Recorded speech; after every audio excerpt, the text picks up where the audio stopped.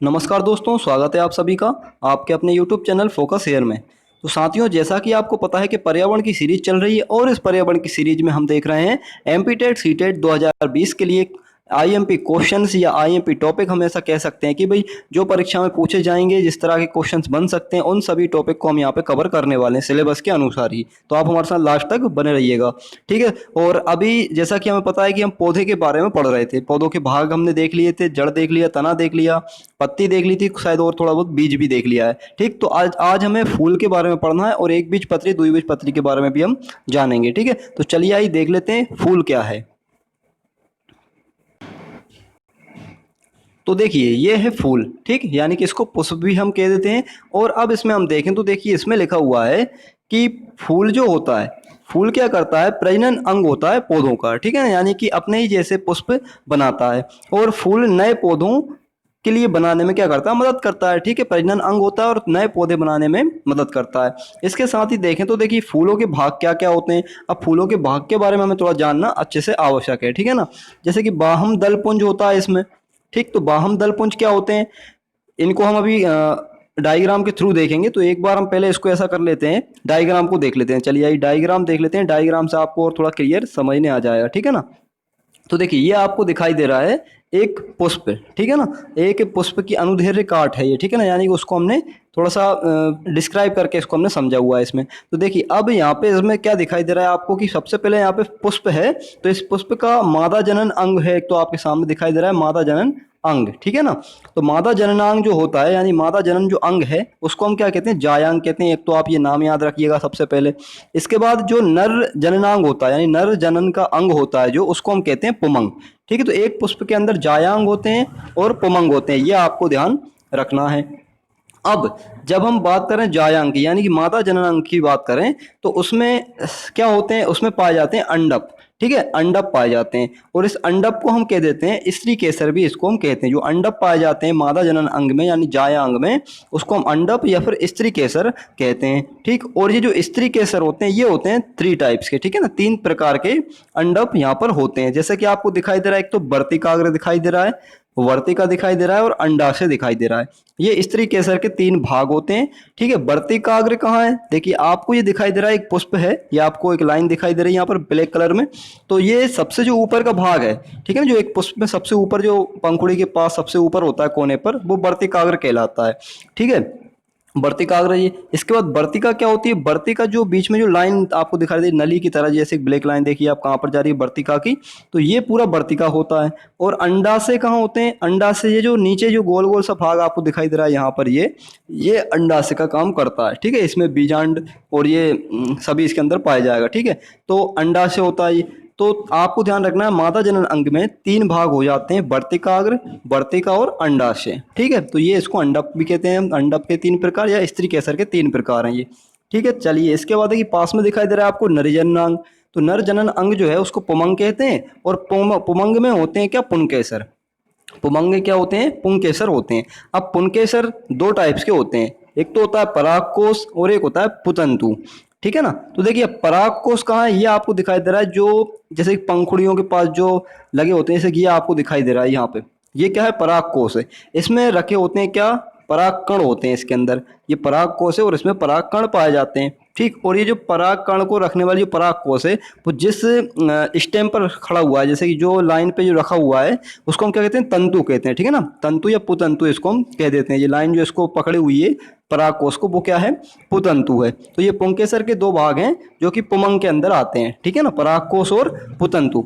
तो ये परागकोश है जिसमें परागकण होते हैं, और ये पुतंतु है। इसके बाद जो पत्तियां होती हैं, जैसे कि जो फूल का जो पंखुड़ियां होती हैं, उनको हम दल कहते हैं, ठीक है ना, ये कहलाते हैं दल, ठीक। तो ये दल होता है। इसके बाद देखिए यहाँ पे ये तो क्या हो गया, दल हो गया, ये पंखुड़ी जो दिखाई दे रही है आपको, ये दल हो गई। और जो बाहर जो पत्तियां दिखाई देती हैं जो इसके नीचे जो लगी होती हैं, उनको कहते हैं बाह्य दल, ठीक है। तो ये क्या होते हैं, बाह्य दल होते हैं, ठीक। इसके बाद और थोड़ा सा और देखें तो यहाँ पे अंड कोशिका भी पाई जाती है, ठीक है। ये पुमंगी भाग है सब। अंड कोशिका कहाँ पर मिलेगी आपको, अंड कोशिका ये सबसे लास्ट में, जैसे ये गोल जो हिस्सा दिख रहा है, इसको अंड कोशिका भी कहेंगे हम, ठीक है ना। तो अब यहाँ पे परागण की क्रिया कैसे होती है वो हम थोड़ा सा देख लेते हैं। देखिए परागण की क्रिया में क्या होता है कि ये जो वर्तिकाग्र है, ये मादा जनन अंग का भाग है वर्तिकाग्र, ये यहाँ पे जो आपको दिखाई दे रहा है। जब हवा चलती है या कोई कीट उड़ जाता है यहाँ पे, या जैसे ये पंखुड़ियाँ वगैरह हिलती हैं, तो ये पराग कोश से क्या होता है, पराग कण निकल के इस वर्तिकाग्र पर आकर गिर जाते हैं, ठीक है, या स्त्री केसर पर आकर गिर जाते हैं, ऐसा हम कहें तो ये वर्तिकाग्र पर आके गिरते हैं, और वर्तिकाग्र पर आने से फिर ये नीचे जो वर्तिका है, इस वर्तिका से होते हुए इस अंडाशय में पहुंच जाते हैं। अंडाशय में बीजांड पाया जाता है, ठीक है। तो यानी कि ये मादा युग्मक होता है यहाँ पर बीजांड, और एक नर युग्मक भी होता है। नर युग्मक में मतलब इस जो बीज, ये जो वर्तिका है, इस वर्तिका के अंदर एक नर युग्मक होती है, एक नली होती है। उस नली से होते हुए वर्तिकाग्र पर जैसे ही परागकण गिरते हैं, पराग कोश से निकल के परागकण यहाँ पर गिरे पर वर्तिकाग्र पर, और फिर वर्तिका से होते हुए नर युग्मन यहाँ से निकलता हुआ इस बीजांड के अंदर यानी अंडाशय में पहुंच जाता है। तो इस तरह से निषेचन की क्रिया यहाँ पर हो जाती है, ठीक है ना। तो ये कुछ भाग थे जो हमने देख लिए। अब हम इसको जो ऊपर लिखा हुआ था उसको हम एक बार समझ लेते हैं पूरा, ठीक। तो देखिए अब यहाँ पे हम देख लेते हैं इसको कि जो फूलों के भाग थे उनमें सबसे पहले उन्होंने क्या दिया है, यहाँ पे बाह्य दलपुंज दिया है। तो ये क्या होता है, फूल के नीचे मौजूद हरी पत्तियों जैसी रचनाएं पाई जाती हैं, उनको हम बाह्य दलपुंज कहते हैं, ठीक है। फूल के नीचे जो हरे हरी पत्तियां लगी होती हैं छोटी छोटी, वो क्या है, बाह्य दलपुंज, हमने देखा था अभी। बाह्य दलपुंज जुड़े हुए भी हो सकते हैं, जैसे गुड़हल। तो गुड़हल का जो पौधा होता है, ठीक है, गुड़हल हुआ, इसके बाद कपास हुआ, टमाटर हुआ, ये सभी में क्या होते हैं, जो नीचे जो दलपुंज पाए जाते हैं बाह्य दलपुंज, वो सभी कैसे होते हैं, आपस में जुड़े होते हैं। पत्तियां इस तरह से नीचे अगर होंगी तो वो आपस में जुड़ी हुई मिलेंगी, ठीक है ना, इस तरह से पूरी जुड़ी हुई, अलग अलग नहीं होंगी पत्तियां, ठीक है, जुड़ी हुई होती हैं। तो किस में होती हैं, गुड़हल में, कपास में, टमाटर में, आदि में, ठीक है। इसके बाद और कुछ में अलग अलग भी हो सकती हैं। तो अलग अलग किस्में होती हैं, गुलाब के फूल वाले जो पौधा होता है, कमल में, चमेली में, इनमें क्या होती हैं, पत्तियां नीचे की जो बाह्य दलपुंज है वो अलग अलग होते हैं, ठीक है ना। हम जब फूल कोई सा देखेंगे तो उसमें आपको आसानी समझने आ जाएगा अलग अलग बाह्य दलपुंज कैसे होते हैं और एक जैसे जुड़े हुए बाह्य दलपुंज कैसे होते हैं, ठीक है। तो चलिए इसमें और देखते हैं। तो देखिए और इसमें लिखा हुआ है कि अगर बाह्य दलपुंज, ये लिखा हुआ है देखिए, अगर बाह्य दलपुंज जुड़े हुए हों तो जरूरी नहीं है कि भाई उनकी पंखुड़ियां या दलपुंज भी जुड़े हुए हों। अगर मान लीजिए नीचे से पत्तियां इस तरह से हैं, मान लीजिए जुड़ी हुई हैं, तो जरूरी नहीं है कि इनके ऊपर की जो पत्तियां हैं फूल की, ये भी सब कैसी हों, आपस में जुड़ी हुई हों। ये जरूरी नहीं होता है, ठीक है ना, कि ये भी सब पंखुड़ियां ऊपर की भी क्या हों, जुड़ी हुई हों, ये जरूरी नहीं है। ये कलियां की रक्षा करते हैं। भाई जो बाह्य दलपुंज होते हैं इनका सबसे मुख्य काम क्या होता है, नीचे जो बाह्य दलपुंज यहाँ पे जो लगे होते हैं नीचे फूल के नीचे, वो क्या काम करते हैं, वो कलियों की रक्षा करते हैं, जो ऊपर कलियां निकल रही हैं उनकी रक्षा करते हैं, ठीक है। तो ये ध्यान रखना, अच्छा पॉइंट है ये वाला। देखिए इसके बाद यहाँ से लिखा है कि दलपुंज पंखुड़ियाँ, यानी दलपुंज क्या है अब, तो पंखुड़ियाँ रंगीन होती हैं, यानी दलपुंज क्या होते हैं, रंगीन होते हैं, यानी वही कलियों की बात चल रही है अब यहाँ पर, ये दलपुंज कहलाते हैं, ठीक है। तो पंखुड़ियाँ रंगीन होती हैं, अलग अलग पौधों के फूलों की पंखुड़ियाँ अलग अलग रंग की हो सकती हैं, बिल्कुल सही है। पंखुड़ियाँ कीड़े मकोड़े, तितली, भंवरों, पक्षियों आदि को क्या करती हैं, आकर्षित करती हैं, ठीक है। जो फूल हमने कलर में देखा है, जो पंखुड़ियाँ देती हैं, वही सब दलपुंज कहलाते हैं, ठीक है। चलिए इसके बाद देखिए अब आगे है पुंकेसर। तो पुंकेसर हमने देखा, पुंकेसर क्या होता है, ये पौधे का नर भाग होता है, यानी पुमंग जिसको हमने कहा था, ठीक है। तो ये पौधे का नर भाग होता है जिसमें पराग कण होते हैं, तो इसमें पराग कण पाए जाएंगे, ठीक है ना। पुंकेसर में क्या रहता है भाई, पुंकेसर में पराग कोश होता है, उसमें पराग कण पाए जाते हैं, ठीक है ना। ऐसी होता है एक स्त्री केसर, ठीक। स्त्री केसर को में हमने क्या देखा, इसमें 3 भाग होते हैं स्त्री केसर में। ये पौधे का मादा भाग होता है जिसमें अंडाशय पाया जाता है और बीजांड पाए जाते हैं, ठीक है, अंडाशय और बीजांड पाए जाते हैं इसमें। और भी जैसे हमने वर्तिका अगर वर्तिका, ये सब इसके ही भाग हैं, ठीक है ना। परागकण के पश्चात अंडाशय फल बनता है और बीजांड बीज बनते हैं। देखिए अब जब परागकण के बाद, जब परागण हो जाता है, परागण क्रिया हो जाती है, तो उस समय जो अंडाशय होता है वो क्या बनता है, फल बनता है। ये आप ध्यान रखिएगा, जो अंडाशय होता है यानी कि जो मादा जनन अंग का यानी स्त्री केसर का जो अंडाशय होता है वो क्या बन जाता है, वो बनता है फल हमेशा, ठीक। और जो बीजांड होते हैं, बीजांड क्या बचते हैं, क्या बनते हैं, बीज बनते हैं, ठीक है ना। अंडाशय बनता है फल और बीजांड जो होते हैं वो बीज बनते हैं। ये आपको थोड़ा सा एक पॉइंट यहाँ पर ध्यान रखना है क्योंकि ये इंपॉर्टेंट है, ठीक है ना। अब इसके बाद देखिए परागण देख लेते हैं, परागण कैसे समझाया इन्होंने यहाँ पे। तो देखिए परागण में लिखा है, जब तितली, भौरा, पक्षी आदि फूलों पर उनका रस चूसने के लिए बैठते हैं तब उनके पैरों में परागकण चिपक जाते हैं, ठीक है। जब ये जंतु दोबारा उसी फूल पर, उसी प्रकार के फूलों पर बैठते हैं, हो सकता है उसी फूल पर बैठ जाए या उसी प्रकार दूसरे फूल पर जाकर बैठ जाए, इनके पैरों में क्या परागकण चिपक कर आ जाते हैं, ठीक है ना, पराग कोश से निकल के। तब परागकण स्त्री केसर में चले जाते हैं। ठीक है, हमने बताया था आपको भाई कि पुंकेसर से यहाँ से मान लो कोई पराग कोश से परागकण पे कोई पक्षी बैठा या तितली बैठी, उसके पैरों में परागकण चिपक गए, अब वो यहाँ से आकर स्त्री केसर के जो स्त्री केसर होता है उस पर आ जाते हैं। इस प्रक्रिया को परागण कहते हैं। स्त्री केसर पे आगे छोड़ देते हैं, यानी वर्तिकाग्र पर छोड़ देते हैं। ठीक है ना।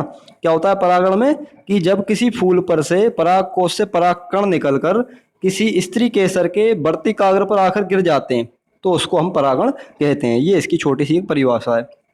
अब इसके बाद इस प्रक्रिया के द्वारा पौधों में प्रजनन हो जाता है। ठीक है, इसके बाद देखिए छोटा सा और हम देख लेते हैं कि परागण के प्रकार क्या हैं। तो परागण कैसे कैसे कैसे कितने प्रकार में होता है। तो परागण निम्न प्रकार में होता है। एक तो वायु परागण कहते हैं हम, एक तो एनीमोफिलस। ठीक है ना, तो इसको हम एनीमोफिलस बोलेंगे वायु परागण को। तो वायु के द्वारा होता है। ठीक है, एक होता है कीट परागण, यानी कभी कभी हवा से हो जाता है परागण, कभी कभी कीट के द्वारा हो जाता है, कीट के पैरों में चिपक के चला जाता है। ठीक है ना परागकण। तो कीट परागण को एंटोमोफिलस बोलते हैं। ठीक है ना, एंटोमोफिलस कीटों के द्वारा होता है ये। ठीक है, बिल्कुल सही है। इसके बाद अगला प्रकार कौन सा है इसमें, तो देखिए अगला प्रकार इसमें ये है जल परागण भी होता है, कभी कभी जल के द्वारा भी होता है, हाइड्रोफिलस बोलते हैं इसको जल के द्वारा। जंतु परागण कहते हैं जंतुओं के द्वारा, जूफिलस कहलाता है इंग्लिश में।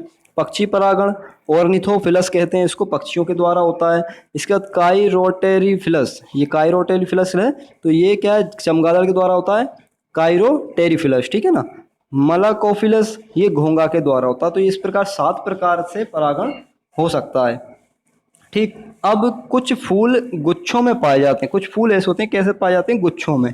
जैसे गुलदाउदी, गुलदाउदी का फूल, गेंदे का फूल और सूरजमुखी।